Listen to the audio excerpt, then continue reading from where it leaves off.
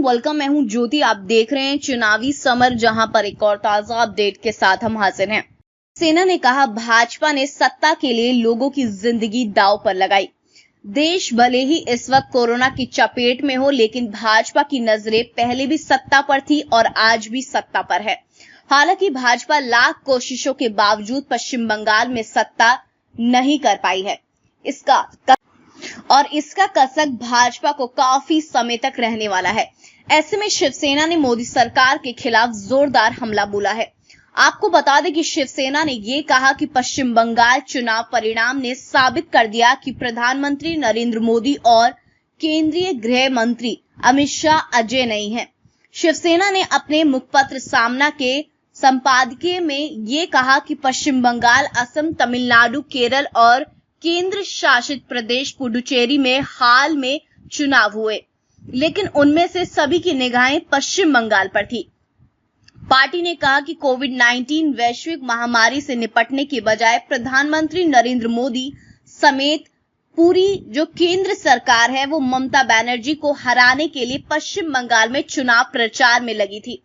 शिवसेना ने यह कहा कि पश्चिम बंगाल विधानसभा चुनाव परिणाम से यह साबित होता है कि पूरा तंत्र पास होने के बावजूद मोदी और शाह अजय नहीं है।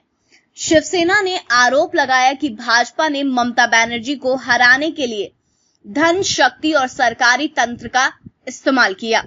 पार्टी ने यह भी कहा कि पश्चिम बंगाल चुनाव परिणाम का एक पंक्ति में विश्लेषण यह है कि भाजपा हार गई और कोरोना वायरस जीत गया।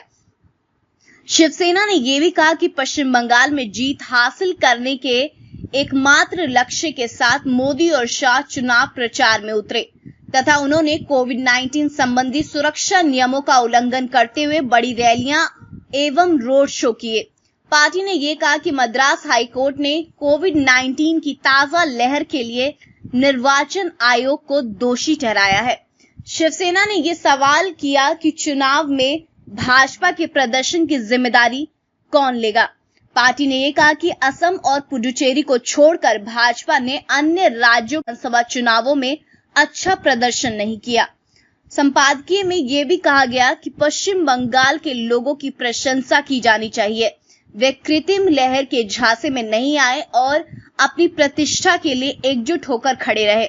शिवसेना ने यह कहा कि देश को बंगाल से सीखना चाहिए।